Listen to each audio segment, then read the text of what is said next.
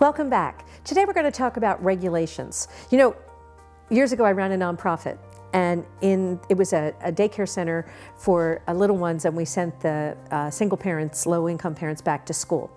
And when you run a daycare center, you are regulated by the Department of Public Welfare, the Department of Health, and a number of other agencies. And so they come in and inspect you. And in one inspection, the first department said, well, in the restrooms, the water in the sinks must be at least such and such degrees. So we set it to that. And then the second department came in and said, oh no, under no circumstances can the water in the restroom sinks be more than such and such degrees. There was a gap between. There was no way to make it match because it wasn't an overlapping gap. You had to be, and I'm going to make numbers up because I don't remember them anymore, you had to be above 120 and below 110. That's actually a physical impossibility. Business owners in Pennsylvania are often caught in those contradictory situations. That how do I simultaneously meet the requirements of two agencies who didn't seem to talk to each other and who then argue over who should predominate?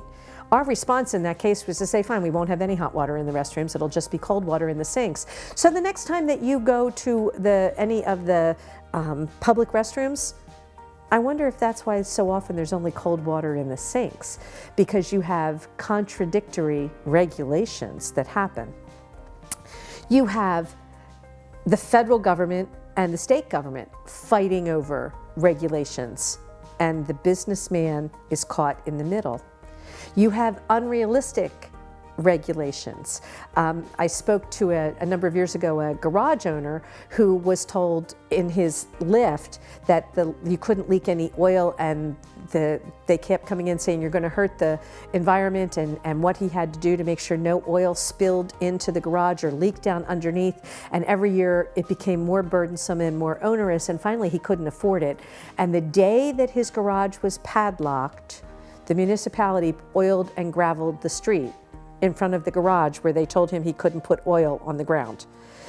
Can you imagine his frustration? Because how burdensome, and yet the municipality put oil on the street.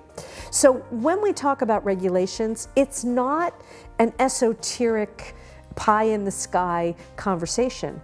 These are real requirements that drive up the cost of business or put businesses out of business, which costs jobs and hurts our communities. Government needs to be responsible.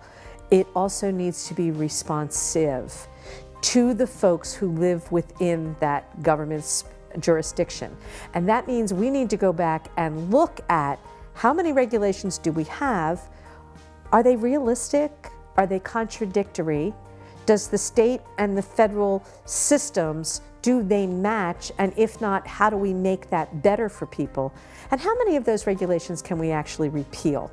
If we actually want a climate in Pennsylvania where people can work and live, and where our children don't have to leave the state to get jobs, we need to address the insane regulatory burden that we have placed on so many businesses in our state.